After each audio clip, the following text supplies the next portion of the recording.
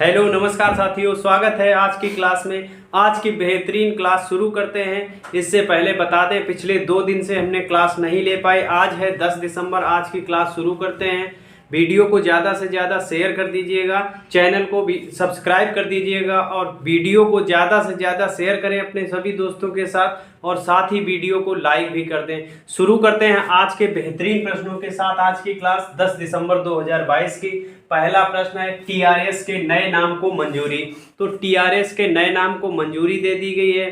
TRS का नाम क्या था? टीआरएस मतलब तेलंगाना राष्ट्र समिति। क्या? तेलंगाना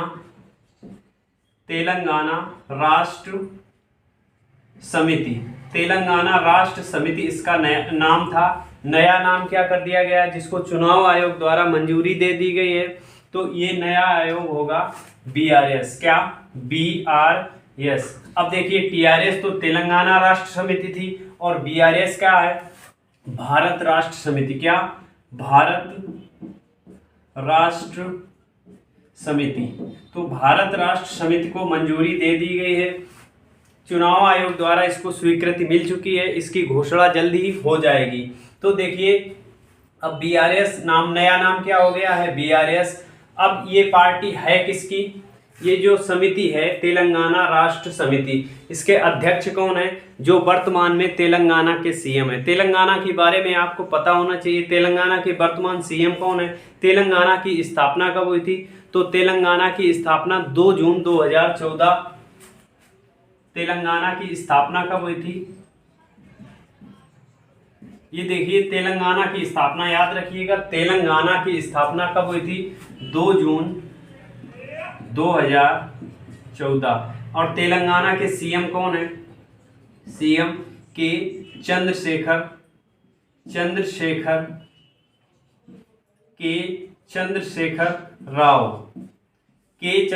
राव, जिनकी ये पार्टी बीआरएस हो गई है, भारत राष्ट्र समिति। इसके अध्यक्ष कौन है? इसके अध्यक्ष केसीआर। कौन है? केसीआर मतलब के चंद्रशेखर राव। के चंद्रशेखर राव को ही केसीआर के नाम से जानते हैं, जो वर्तमान में तेलंगाना के मुख्यमंत्री है। आगे देखिए, आगे बात करते हैं। तेलंगाना की स्थापना कब हुई थी? 2 जून 2014। टीआरएस का नया नाम बीआरएस। टीआरएस के अध्यक्ष कौन है? केसीआर।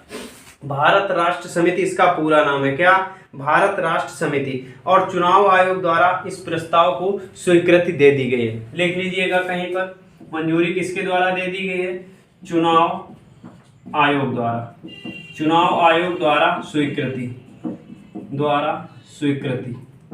आगे देखिएगा, 8वीं राष्ट्रीय पार्टी बनी। तो भारत में पिछली 7 राष्ट्रीय पार्टियां थी, अब एक 8वीं राष्ट्रीय पार्टी बन गई है। 8वीं राष्ट्रीय पार्टी कौन सी होगी?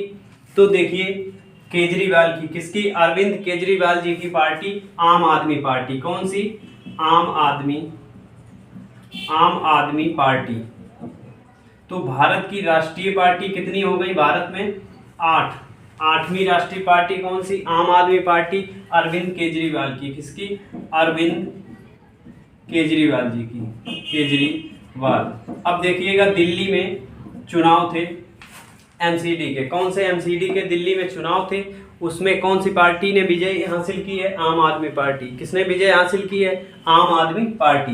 इसके बाद देखिए, 77 में 77th, तो 77 में शतरंज ग्रैंड मास्टर बने हैं आदित्य मित्तल। नाम क्या है? आदित्य मित्तल, याद रखिएगा। आदित्य मित्तल 77 में शतरंज ग्रैंड मास्टर, शतरंज के ग्रैंड मास्टर आदित्य मित्तल बने हैं। कौन से नंबर के? 77 में। आगे देखिएगा, 100 शक्तिशाली महिलाओं में भारतीय। तो शक्तिशाली महिलाओं की सूची आई है, जिसमें 100 महिलाएं शामिल की गई। 100 महिलाओं में भारतीय कितनी शामिल है? 6 महिलाएं। 100 शक्तिशाली महिलाओं में भारतीय महिलाएं कितनी शामिल है? 6। याद रखिएगा, कितनी? 6 महिलाएं। और वित्त मंत्री निर्मला सीतारमण सबसे नंबर 1 पे हैं। भारत के हिसाब से नंबर 1 पे कौन है? निर्मला सीतारमण। तो भारत में इन 6 महिलाओं में प्रथम कौन है? भारत में प्रथम कौन रहा है? निर्मला निर्मला सीतारमण हैं कौन वर्तमान में? वर्तमान वित्त मंत्री निर्मला सीतारमण।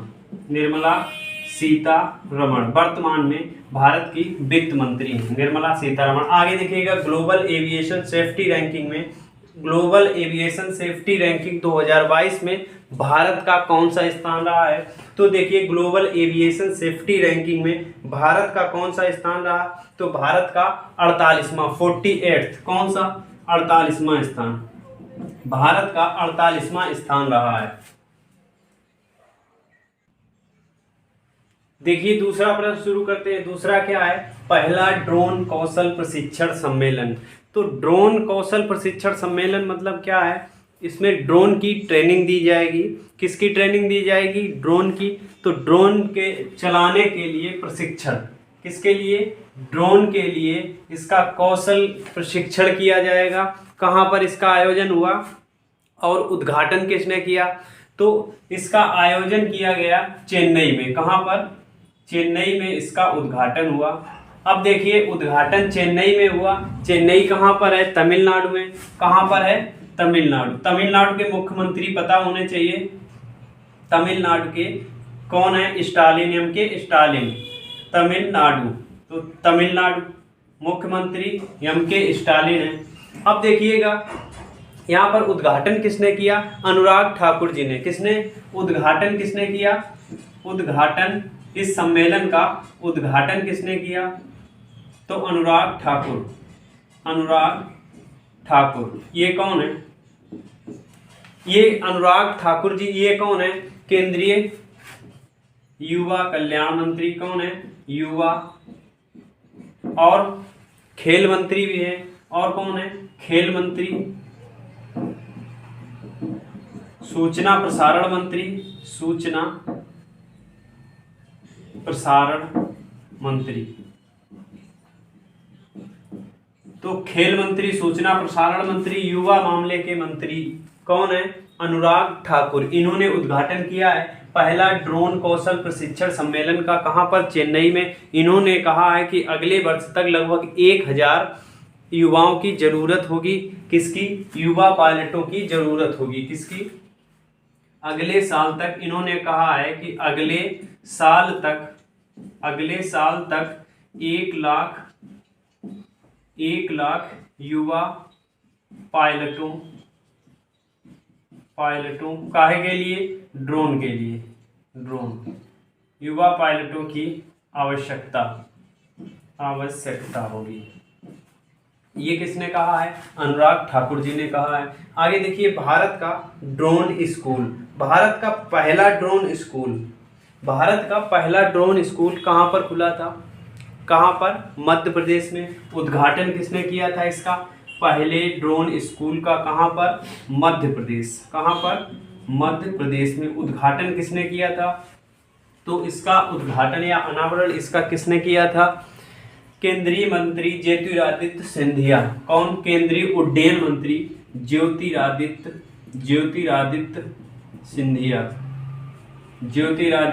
सिंधिया। ये कौन मंत्री हैं? ज्योतिरादित्य सिंधिया वर्तमान में नागरिक उड्डयन मंत्री हैं। कौन है? नागरिक उड्डयन मंत्री। आगे देखिए देश में 1000 खेलो इंडिया केंद्र होंगे जून 2023 तक। कब? जून 2023 तक देश में कितने? 1000 खेलो इंडिया केंद्र होंगे। ये घोषणा किसने की है? ये घोषणा भी किसने की है? अनुराग ठाकुर ने। किसने? अनुराग ठाकुर ने। कब होंगे? जून 2023 तक। घोषणा किसने की है? अनुराग ठाकुर ने इसकी घोषणा की है। अनुराग ठाकुर ने। आगे देखिएगा एशिया का पहला ड्रोन डिलीवरी हब। तो एशिया के पहले ड्रोन डिलीवरी हब का उद्घाटन कहाँ पर किया गया? किस राज्य में किया गया? ये देखिए, ये याद रखिएगा, एशिया का पहला है क्या? Drone delivery hub. इसका एक हब बनाया गया। तो एशिया में पहला है। किस राज्य में? मेघालय सरकार। किसने उद्घाटन किया है? मेघालय सरकार ने इसका उद्घाटन किया है। मेघालय सरकार ने किसका? एशिया का पहला ड्रोन डिलीवरी हब। आगे देखिए, शुरुआत करते हैं तीसरे प्रश्न की। तीसरा क्या है? दुनिया का सबसे मजबूत पासपोर्ट। दुनिया का सबसे मजबूत पासपोर्ट, सबसे मजबूत पासपोर्ट का इसकी एक लिस्ट जारी की जाती है, जिसमें सबसे मजबूत और सबसे कमजोर पासपोर्टों की लिस्ट जारी होती है। इसमें होता क्या है कि हम कितने देशों की यात्रा स्वतंत्र रूप से कर सकते हैं, हम कितने देशों की यात्रा स्वतंत्र रूप से कर सकते हैं, आरामदायक यात्रा कर सकते हैं। तो उसमें देखिएगा, उस लिस्ट में भारत का कौन सा स्थान है? दुनिया के 180 देशों की लिस्ट जारी की गई। कितने? 180 देशों की लिस्ट जारी की गई, जिसमें प्रथम स्थान पर यूएई रहा है, संयुक्त अरब अमीरात। कौन सा स्थान प्रथम पे? फर्स्ट पे कौन है? यूएई। फर्स्ट पे रहा है यूएई, संयुक्त अरब अमीरात। इसके बाद देखिएगा, अगर बात करते हैं भारत की, तो अपना भारत किस स्थान पर रहा है? 87। कौन से स्थान पर? 87वें स्थान पर। तो 87वें स्थान पर रहा है अपना भारत। प्रथम स्थान पर यूएई। प्रथम स्थान पर कौन सा है? यूएई। अब देखिए, 180 देशों की लिस्ट जारी हुई है। लिस्ट जारी किसके द्वारा होती है? आर्टन कैपिटल। कौन सा? आर्टन कैपिटल। क्या नाम है? आर्टन कैपिटल। इसके द्वारा 139 देश हैं। कितने? 139 देशों की लिस्ट जारी की गई। कितने देशों की? 139 देशों की लिस्ट जारी की गई। किसके द्वारा? आर्टन कैपिटल के द्वारा। दुनिया के सबसे मजबूत एवं कमजोर पासपोर्ट वाले देश इसमें लिस्ट में जारी किए जाते हैं। तो इस लिस्ट में प्रथम स्थान पर है यूएई। भारत का नंबर है 87वें स्थान पर। देखिए, यूएई ये कितने देशों की यात्रा स्वतंत्र रूप से कर सकता है? 180 देशों की। 180 देशों की यात्रा स्वतंत्र रूप से ये कर सकता है। तो ये पहले स्थान पर है। कौन सा? यूएई। आगे बात करते हैं, देखिएगा, सार्वभौमिक स्वास्थ्य कवरेज दिवस 2022 में कहाँ पर आयोजन हुआ? इसका सार्वभौमिक स्वास्थ्य कवरेज दिवस 2022, इसका आयोजन कहाँ पर हुआ? वाराणसी। वाराणसी में एक चीज का और आयोजन हुआ था, काशी तमिल संगम महोत्सव। किसका? काशी तमिल संगम महोत्सव का आयोजन कहाँ पर हुआ था? वाराणसी में। और कन्नौज महोत्सव का आयोजन कहाँ पर हुआ था? कन्नौज में। तो ये याद रखिएगा, महोत्सव सार्वभौमिक स्वास्थ्य कवरेज दिवस 2022, इसका आयोजन कहाँ पर हुआ? वाराणसी में। लिख लीजिएगा, कहाँ पर? वाराणसी। इसके बाद आगे देखिएगा कि कार्तिमयी दीपम रथ उत्सव का आयोजन। क्या? कार्तिमयी दीपम रथ उत्सव का आयोजन। इसका आयोजन कहाँ पर किया गया? तमिलनाडु में। कहाँ पर? तमिलनाडु में। तमिलनाडु। आगे देखिएगा क्या है? तमिलनाडु में बाजरा 2023 के लिए, बाजरा वर्ष जो हम मनाने जा रहे हैं 2023 में, मोटा अनाज वर्ष भी कहेंगे इसे, बाजरा वर्ष 2023, इसके लिए एक महोत्सव का आरंभ किया गया, अंतर्राष्ट्रीय वर्ष का महोत्सव। इसका समारोह, इस समारोह का आयोजन कहाँ पर शुरू किया गया? उद्घाटन कहाँ पर किया गया? रोम में। याद रखिएगा, बाजरा वर्ष 2023 से संबंधित पहला प्रश्न अभी तक ये बना है। कौन सा? बाजरा वर्ष का समारोह का उद्घाटन कहाँ पर किया गया? तो रोम। कहाँ पर? रोम में। देखिए, बाजरा वर्ष याद रखिएगा, मोटा अनाज वर्ष 2023, बाजरा वर्ष 2023, ये याद रखिएगा। अंतर्राष्ट्रीय समारोह जो हुआ है, इसका आयोजन, इसकी आयोजन की शुरुआत कहाँ पर हुई है? रोम में। आयोजन का उद्घाटन कहाँ पर किया गया? रोम में। ये याद रखिएगा। आगे देखिए, अंतर्राष्ट्रीय भ्रष्टाचार विरोधी दिवस। तो भ्रष्टाचार विरोधी दिवस किस दिन मनाया जाता है? किस दिनांक को? 9 दिसंबर। कब? 9 दिसंबर को। प्रत्येक वर्ष 9 दिसंबर को अंतर्राष्ट्रीय भ्रष्टाचार विरोधी दिवस, 9 दिसंबर। आगे देखिएगा, चौथा प्रश्न शुरू करते हैं। टाइम मैगजीन के अनुसार person of the year 2022, person of the year 2022, time magazine एक पत्रिका आती है। तो टाइम मैगजीन पत्रिका के अनुसार पर्सन ऑफ द ईयर किसे चुना गया? पर्सन ऑफ द ईयर 2022, तो किसे चुना गया? जेलेंस्की। क्या नाम है? Vladimir Zelensky. Volodymyr Zelensky.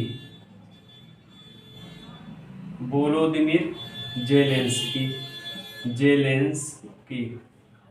तो देखिए किसे चुना गया? Volodymyr Zelensky.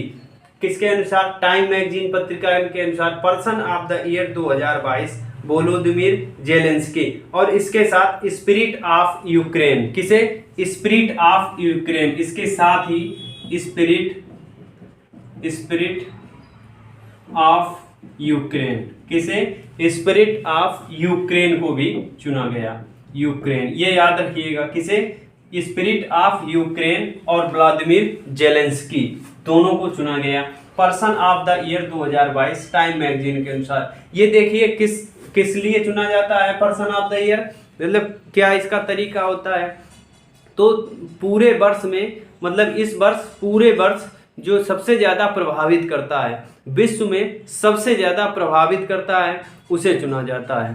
तो सबसे ज़्यादा प्रभावित स्पिरिट ऑफ यूक्रेन, और उनके राष्ट्रपति कौन है? यूक्रेन के राष्ट्रपति व्लादिमीर जेलेंस्की। देखिए पिछले 12 महीने का आंकड़ा लिया जाता है। 12 महीने वैश्विक घटनाओं पर जो सबसे ज़्यादा प्रभावित रहता है, जो सबसे ज़्यादा प्रभावी होता है, उसको चुना जाता है। किसके अनुसार? Time magazine. आगे देखिए TTFI table tennis federation of India, TTFI की पहली महिला अध्यक्ष चुनी गई है। कौन चुना गया है? TTIF, याद रखिएगा। TTIF मतलब क्या है? Table tennis federation of India. इनकी पहली महिला अध्यक्ष चुनी गई है। तो पहली बार इनकी महिला अध्यक्ष है। नाम क्या है? मेघना। नाम याद रखिएगा, नाम क्या है? मेघना अहलावत। तो मेघना अहलावत याद रखिएगा। आगे देखिए नाबार्ड के NABARD नाबार्ड बैंक है, नाबार्ड बैंक के अध्यक्ष चुने गए। तो नाबार्ड बैंक के अध्यक्ष साकी केवी। कौन? साजी केवी। साजी और केवी कौन चुने गए? साजी केवी। किसके? नाबार्ड बैंक के। आगे देखिए पेरू की पहली महिला राष्ट्रपति। तो पेरू की पहली महिला राष्ट्रपति बनी है कौन? डीना बोलुआर्टे। नाम क्या है? डीना बोलुआर्टे। डीना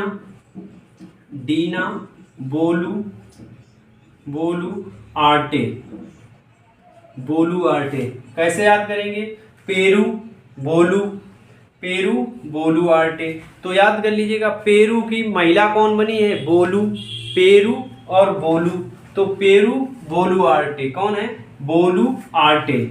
आगे देखिए अमेरिका का प्रेसिडेंशियल लाइफ टाइम अवार्ड 2022 किसे चुना गया है? कृष्णा बबिलाला। क्या नाम है? कृष्णा बबिलाला। देखिए अमेरिका का प्रेसिडेंशियल, कौन सा? Presidential life time award 2022। क्या नाम है? कृष्णा। तो कृष्णा कहाँ का नाम लग रहा है? भारतीय का। कृष्णा किसका नाम लग रहा है? भारतीय का समझ में आ रहा है। इसके बाद बबिलाला। क्या नाम है? बबिलाला। अब देखिए इससे क्या समझ में आया, ये नाम है उनका कृष्णा बबिलाला। किसे चुना गया है? अमेरिका का प्रेसिडेंशियल लाइफ टाइम अवार्ड 2022 के लिए किसे चुना गया? कृष्णा बबिलाला। अब देखिए कृष्णा बबिलाला समझेंगे कैसे? तो कृष्णा भारतीय नाम है, ये अमेरिकी नाम समझ लीजिएगा। कृष्णा भारतीय नाम है, बबिलाला अमेरिकी नाम है। तो कौन है ये? भारतीय अमेरिकी है। कौन है? भारतीय अमेरिकी है ये। भारतीय अमेरिकी। नाम क्या है? कृष्णा बबिलाला। अमेरिका का प्रेसिडेंशियल लाइफ टाइम अवार्ड चुना गया। आगे देखिए पांचवा प्रश्न शुरू करते हैं। पांचवा क्या है? COP 15 मतलब COP 15 का कहां पर शुरू हुआ? COP 15 का आयोजन मतलब COP 15 अगर पूछा जाए कि इसका आयोजन कहां पर हुआ, तो कहां पर हो रहा है? मॉन्ट्रियल कनाडा में। कहां पर? Montreal Canada.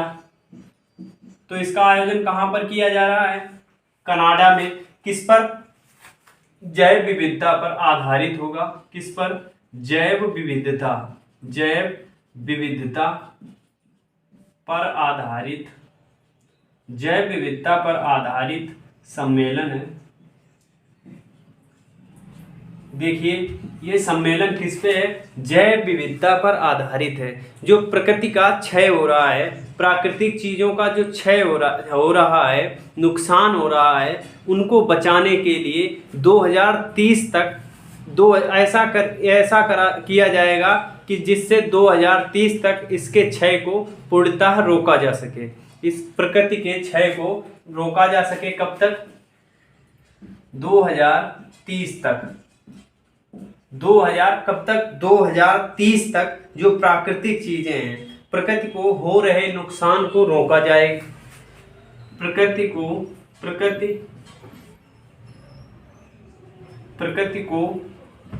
हो रहे नुकसान को रोका जा सके। रोकने हेतु इसका आयोजन किया गया। इस सम्मेलन पे किस पे जोर दिया जाएगा कि 2030 तक प्रकृति का जो नुकसान हो रहा है, प्रकृति में जो चीजें हैं उनका जो क्षय हो रहा है, नुकसान हो रहा है, उनको कैसे रोका जाए, इस पर बातचीत होगी। तो कहाँ पर हो रहा है इसका आयोजन? Montreal, Canada. कहाँ पर? Montreal, Canada. ये लगभग 2 सप्ताह, कितने? लगभग 2 सप्ताह तक चलने वाला सम्मेलन है। इसमें टोटल 196 देश, कितने? 196 देश भाग लेते हैं। तो कितने देश भाग लेते हैं? 196 देश भाग लेंगे। अब देखिए 196 देश भाग लेंगे। कितने? 196 देश। इसमें भारत भी शामिल है। और इसमें लोग कितने लगभग हो जाएंगे? प्रतिनिधि लगभग 20,000। कितने? लगभग 20,000 प्रतिनिधि। लगभग 20,000 प्रतिनिधि इसमें भाग लेंगे। कितने? 20,000 प्रतिनिधि लगभग इसमें भाग लेंगे। अब देखिए 196 देश, ये याद रखिएगा। जैव विविधता का कार्यक्रम है, जैव विविधता पर आधारित ये सम्मेलन होगा। आगे बात करते हैं। देखिए मानवाधिकार 2022 की थीम।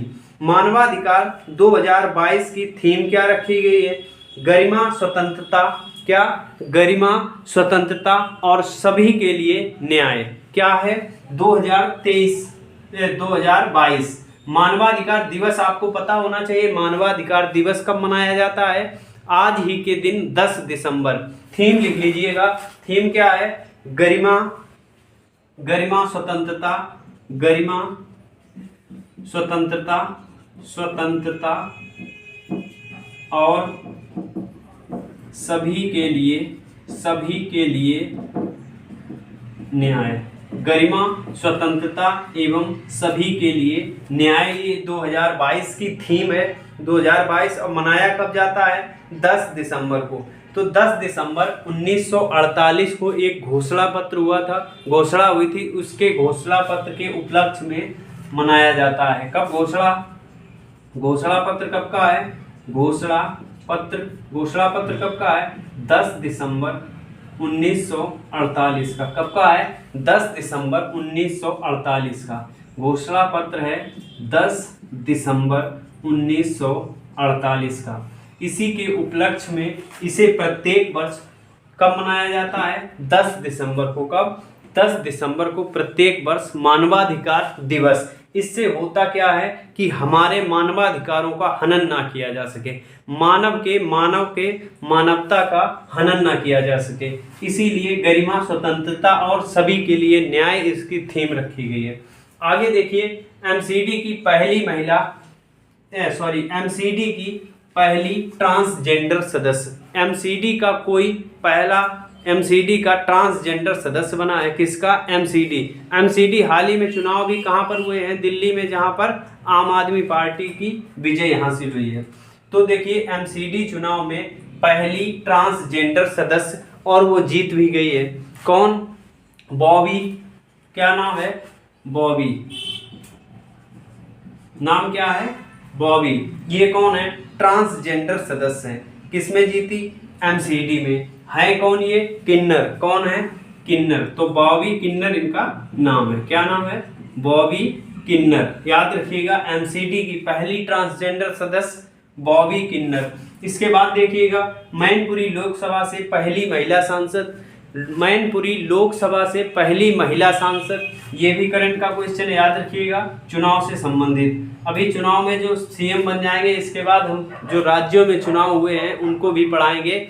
ये चुनाव है, जैसे एमसीडी की पहली महिला, पहली ट्रांसजेंडर सदस्य, इसके बाद मैनपुरी लोकसभा से पहली महिला सांसद कौन बनी है? डिंपल यादव। कौन?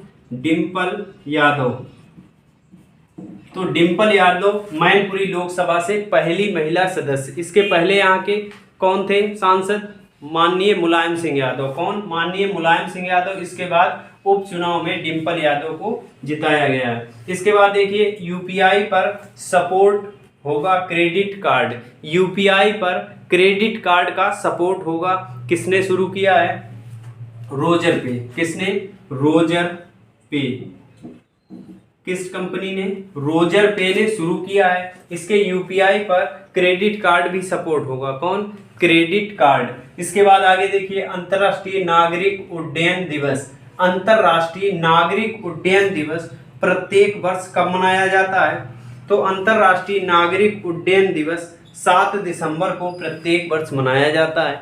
अभी हमने बताया था हमारे यहाँ के मंत्री कौन है? नागरिक उड्डयन मंत्री कौन है? बताइएगा कमेंट बॉक्स में। अभी हम बता चुके हैं पहले, अंतर्राष्ट्रीय नागरिक उड्डयन दिवस 7 दिसंबर।